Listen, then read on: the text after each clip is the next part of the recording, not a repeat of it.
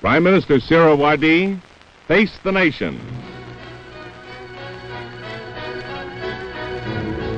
You're about to see Huseyn Shaheed Suhrawardy, Prime Minister of Pakistan, face the nation with questions from veteran correspondents representing the nation's press.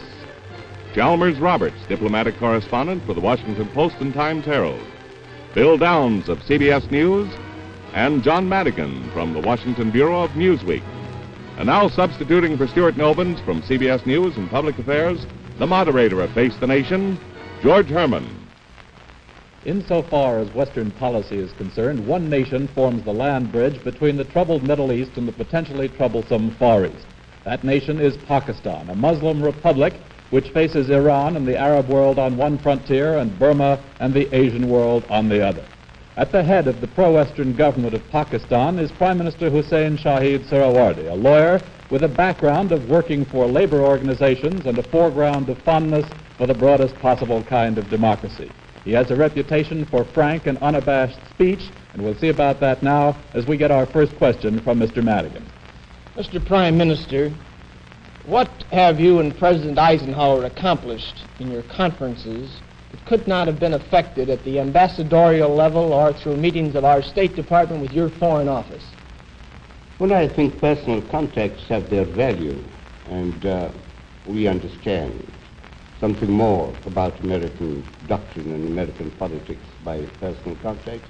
And I think that President Eisenhower and Secretary Dulles also understands more of my mind and what I propose to do. Well, Mr. Suhrawardy, the communique makes no specific mention of military aid. Your nation is a bridge between Sito and the Baghdad Pact. Did you get additional military aid? Well, I don't know, but it is obvious that all the time we are reviewing our military requirements, Mr. Downs. The position really is that we are not seeking military aid in such quantities as it may make it difficult for us to digest all the aid that we get. We want just enough military aid to save us from aggression. You did ask, sir, while speaking to the President and the Secretary, for some additional military equipment. Is that correct? Well, we have assessed. All that I can say is this, as we are doing, we are continually assessing our requirements. At the present moment, my view is that we have not received sufficient military aid. Well, the communique that you issued with the President jointly speaks of serious financial pressures on your government due to maintaining your military forces, which are allied, of course, with American forces in two specific pacts out there in your part of the world. What do you mean by that? What are those financial pressures, and what are you asking us to help you do to relieve them? Well, Mr. Roberts, the position is that our revenue and our income is not sufficient to maintain our military equipment at a proper standard. When I mean a proper standard, it is not sufficient to save us from aggression.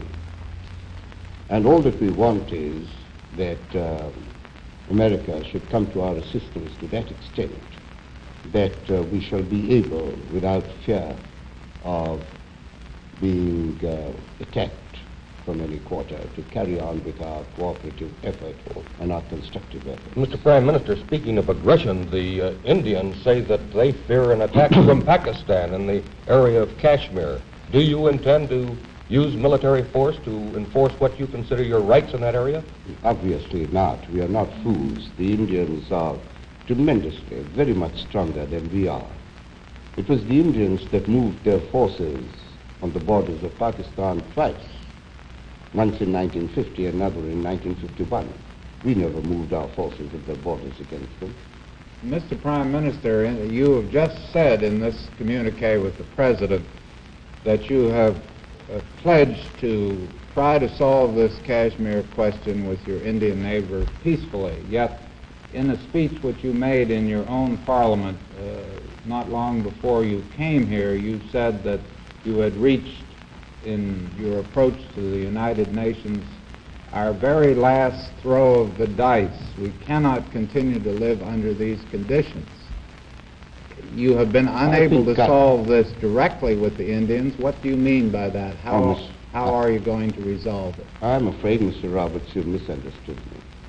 I've said that so far as our relationship with India is concerned on the Kashmir question, we have tried to resolve the question by mutual conversation and contacts, but we have not reached any conclusion. Consequently, we have approached the United Nations now, and we expect that the United Nations will do justice. You feel, Mr. Prime Minister, that President Eisenhower is going to give you, through the United States, in the United Nations, strong backing to try and get the demands? Well, I am certain about it. If he doesn't do so, I shall be deeply disappointed, because I expect from him a sense of justice, that he will try and see that the matters between us are adjusted. He has so said, and you have in the communique, that he hoped it would be solved on a just basis and under United Nations principles, I think is the term that's used. Yes. What action expressly will be taken by the United States in the United Nations in relation to the Kashmir issue? Oh, I think, Mr. Madigan, that the United States ought, in the Security Council, and later on in the General Assembly, if it is necessary for us to go to the General Assembly, to use its weight and its influence and its persuasion to see that the other countries of the world also realize the justice of our case. You say that the United States ought to do that. Has the President said that we will do that? Well, I expect that they will. He has said so? And if he has said so, well, I am sure that he will. Well, Mr. Prime Minister, we in this country are familiar with fights over water. In Kashmir and the Indus Valley, which your country comprises, the Indians have been threatening to build dams which would cut off a large part of your irrigation water. Now, we have had range wars over this question in the West in the past, and even in the present, I think, over California and the rest of it. Would you go to war if India did build these dams and cut off your livelihood that way? Oh, let us not talk about these hypothetical matters. I cannot conceive that India will ever be so, I would like the word, so barbarous as to stop the water from flowing down our rivers. Well, what is the solution to this then? There are, as you know, 6 rivers. Most of them rise in Kashmir. One of the reasons why, therefore, the Kashmir is so important for us is this water, these waters, which irrigate our lands. They do not irrigate Indian lands. Now, what India has done is, it's not threatening, it is building a dam today, and it is threatening to cut off the waters of the 3 rivers for the purpose of irrigating some of its lands. Now, if it does so without replacement, it is obvious that we shall be starved out, and people will die of thirst. Under those circumstances, I hope that contingency will never arise. You can well realize that rather than die in that manner, people will die fighting, because that will be the very worst form of aggression. But I think that before any such situation can arise, those countries of the world that undertake and have undertaken to ensure that peace exists and that matters between countries of our type are adjusted, will step in to see that India does not perform any such barbarous acts. Mr. Prime Minister, that's at least a future contingency you're discussing. I'd like to ask you this about the Kashmir dispute with India. The Indians claim that the United Nations resolution in this question said that, first of all, you should pull your troops out of Kashmir, and that all the other steps in the UN resolution were contingent on that, including the idea of a plebiscite, and that you have never done that. What is Pakistan's answer to that charge? Pakistan's answer to that charge is the United Nations resolution and the reaffirmation of that resolution not so long ago as January the 24th 23rd, 1957. After all, this matter was raised by India before the Security Council, and this contention has been rejected. That is not the correct reading of the resolutions of the United Nations. These are nothing else but plausible excuses that are put forward by Mr. Nehru for the purpose of giving a semblance, some adequate specious reason for his intransigence. On this very show last Sunday, Mr. Prime Minister, Mr. Nehru disagreed with you 100%. Well, I disagree with Mr. Nehru more than 100%, if that is possible. Mr. Prime Minister, can there be real peace between Pakistan and India until you settle the religious question? When India was partitioned, there was probably one of the greatest bloodbaths in civilization's history that took place. Several million people were slaughtered for religious reasons. Is there an answer to the dispute between the Hindu and the Muslim? That matter is closed. India was partitioned on that ground. There were these tragedies that took place, particularly between the two wings of the Punjab, because passions were high. After that, we have settled down to work. There are about 1/8 of the population of India is Muslim, 1/8 of the population of Pakistan is non-Muslim. We are trying our level best to see that justice is done to the minorities.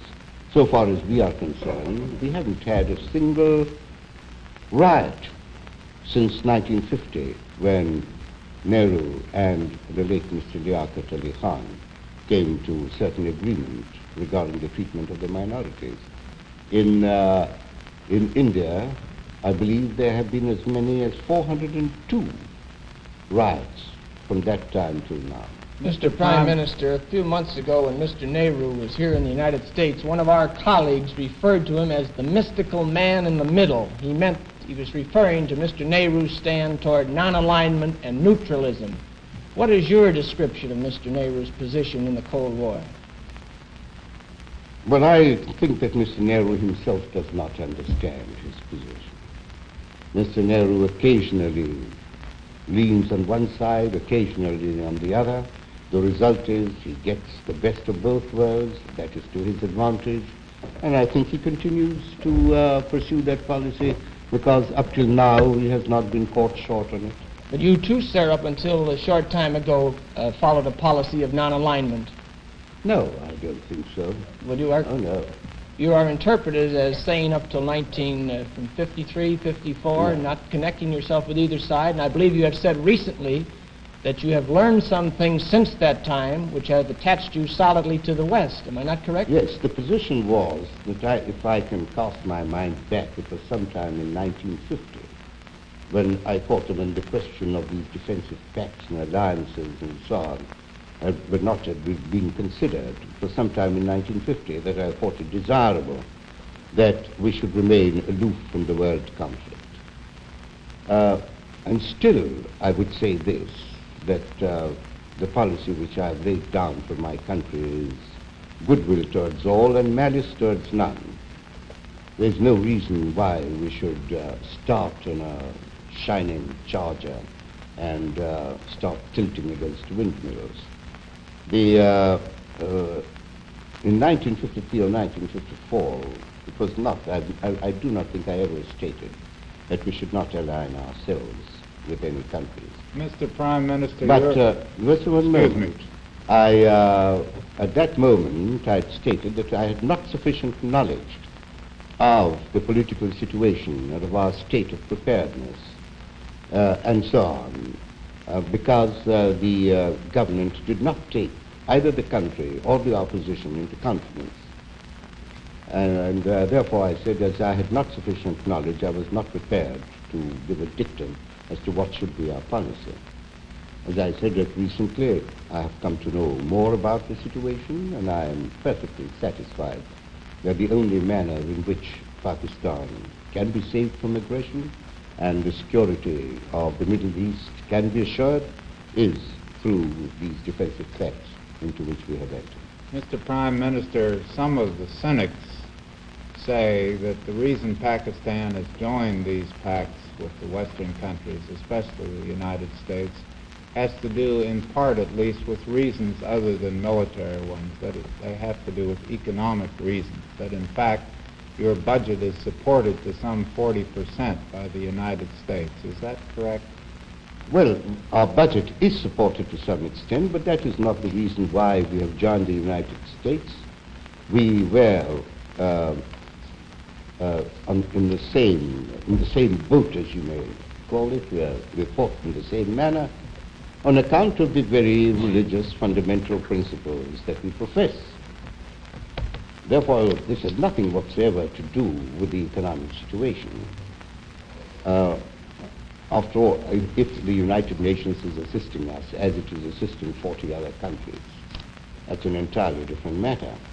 But we are not selling our independence, our independence of thought, or even independence of action, except for these economic reasons and for aid reasons. Well, Mr. Prime Minister... Well, should the United States choose to cut it off, we shall still continue on the path that you have Is 40% a correct figure of the amount of your budget which comes by one means or another from in the form of American help?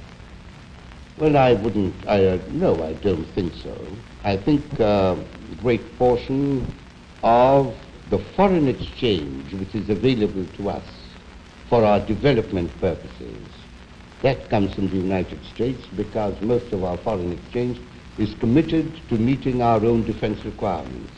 Well, Mr. Prime Minister, you are a bridge between the Middle East, the Southeast Asia, and just north of you, there's a big nation called China, Communist China, and you've been there recently, I believe. Yes. What is Pakistan's relationships, and how do you feel about this colossus north of you? Well, I've told you that our policy is not to have malice against anyone. And so long as China does not interfere with us, I see no reason why I should interfere with China. But China has got a very important place in world politics. And you have to wait. It is trying to reconstruct itself. Do you think that the United States should recognize China? That is a matter of policy for the United States. And I think that only recently your Secretary of State, Mr. Dulles, has given what he considers to be very adequate reasons why China should not be recognized. Do you agree with him? To some extent, I must say. That, you have diplomatic relations behind it. Does your government have diplomatic relations with Peking or with the Formosa government? No, our government has diplomatic relations with Peking government. Your communique, yours and President Eisenhower's, spoke of exerting influence in the Middle East to solve the problem, their Israeli-Arab problem. What do you specifically mean? What type of influence and how would you exert it? Well, I think that Palestinian question or the Israeli problem has got to be solved if we are ever going to be certain about peace in the Middle East. And I think that it is the duty of all persons of goodwill to do whatever they can in bringing about a solution. What specifically can Pakistan or the United States do? Well, I think that they could bring the two parties together. They could try and reason with them. Outside the United Nations? Yes, outside the United In other words, you're calling upon the United States to act as an individual mediator in this problem? It could. How about Pakistan? Would you be willing to be a mediator in this problem? Yes, I think so. Well, there have been some speculations, Mr. Prime Minister, that you have ambitions to lead the Muslim world, or at least to pull it together. Mr. Nasser also has similar ambitions. Where do you stand in this struggle for the Muslim world, if there is one? Well, I think there is no struggle. If Mr. Nasser has got ambitions, well, let him pursue his ambitions. I have no such ambitions. All that I've been wanting to do is to bring the Muslim world together so that they can sit down at the same table, discuss matters amongst themselves. All these disputes which exist between the member nations may be resolved. With regard to international disputes, we may be able to put forward suggestions which may help to resolve them. And so far as leadership is concerned, My view definitely is that if any country desires to get the leadership of the Muslim world, then that combination, and namely the Muslim world coming together, is bound to fail. Mr. Prime Minister, how is Pakistan in a position to exert any influence in the Middle East conflict between the Arabs and the Israelis? When you have recently said of Israel, we have never recognized it and we shall never recognize it. You are entirely on one side of that controversy, are you not? Well, I'm afraid that that is the position of Pakistan, because I think that the creation of Israel was wrong. But after all, there is Israel, and everyone realizes that there must be an adjustment and an agreement between the Arab world, between the Arab nations that resent the existence of Israel and Israel itself. Now, an agreement of this nature connotes that they recognize the existence of Israel, that they recognize that if there's an agreement between the two parties, then that one of the parties is not exterminated. You would advise all the Muslim nations to accept Israel as a fact of life? I'm afraid there's no other alternative. But there's no reason why Pakistan should recognize its existence as something that it's a fact. It's a very unpleasant fact. Mr. Prime Minister, doesn't your discussion here regarding China, Israel, Egypt, all these countries, the United States, Russia, you say don't tilt at windmills, don't start a war. Does this not place you a little bit in a position of, similar to Nehru's, of non-alignment, like everybody? Oh, no. No. On the other hand, we say this, that if there is aggression in respect of any of the countries with which we have agreed, it will be the duty of Pakistan to enter into the fray. So you're saying then that all these pacts are only defensive pacts, they are defensive, and that no moral or economic pressure should be brought to bear on any of the parties in the communist sphere of the world? Well, I'm sure that that must also be the policy of the United States. Is it your policy? Not to have aggression. But is it your policy to bring other pressures to bear on these nations? Well, I think, as I do not believe in their ideology, I think that we should try and see that they conform more to the things that we believe in. And possibly there are internal pressures, as you can see, now visible in these countries, from which one can hope that there is going to be a change in the internal policy of well, Mr. Prime Minister. Excuse me, Bill. Mr. Prime Minister, you personally are pushing for wide general elections in your own country, yet one of your neighbors to the south, another distinguished Muslim leader, Mr. Sukarno, has said that he thinks that the people of Asia are not yet ready for this broad kind of democracy. What is your answer to that? Well, Mr. Sukarno might speak for his country, but not from ours. I think that we are. I think that the British have given us sufficient background, Mr. Herman. They have brought us up in that atmosphere of democracy. If I may follow your line of thought, then you do not feel that the Dutch people gave the Indonesian enough of that kind of background. I wouldn't like to go into the internal history of Indonesia. Oh, Mr. Prime Minister, do you fear in your own country an ideological invasion from the north? In other words, do you have a political threat of communism in Pakistan? Well, I must say that attempts have been made to infiltrate into our country, and there has been a certain amount of spread of communism, and unfortunately, communist countries themselves have not, to that extent, directly interfered in that or have infiltrated, but have utilized neutralist countries.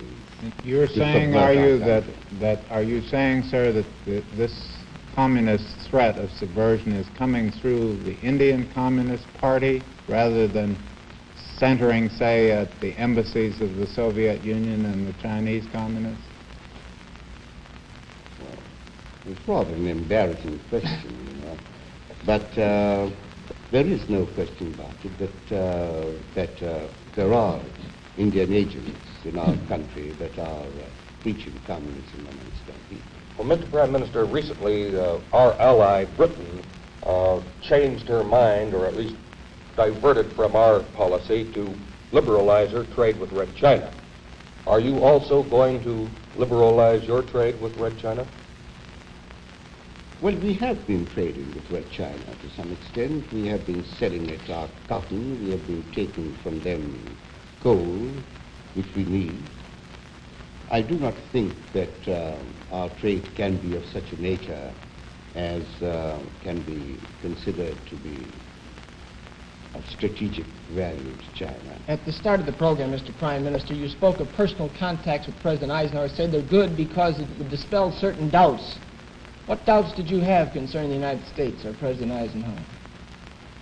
Did I use the word? You didn't use the word doubts. No, you I said, didn't you said use the word doubt. Not clear in each other's minds what you were thinking or what the United States was thinking.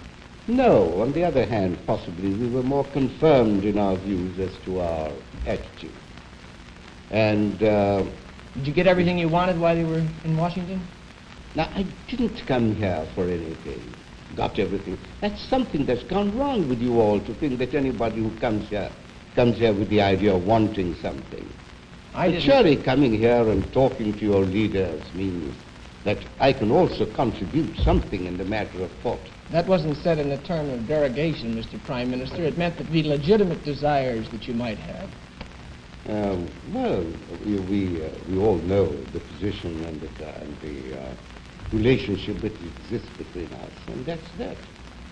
Surely we come here in order to make friends and to know the people more and to have personal contacts, know something about the civilization and culture of your country. You can want a meeting of minds, is what you're saying, not merely material things. Well, I should put it like that, Mr. Roberts. That's probably correct. Can I mean, it's true. I don't place myself on a par with the United States by any means. The United States is a very great country, and it has given a certain moral philosophy which did not exist before. Namely, a country helping other smaller countries is something which people did not realize could be done. I'm afraid that's all the time we have, Mr. Prime Minister, and thank you very much for coming here to face the nation. Our thanks also to our panel of distinguished newsmen, Chalmers Roberts of the Washington Post and Times-Herald, Bill Downs of CBS News, and John Madigan of Newsweek. This is George Herman. We invite you to join us again next week for another edition of Face the Nation. Our program today originated in Washington.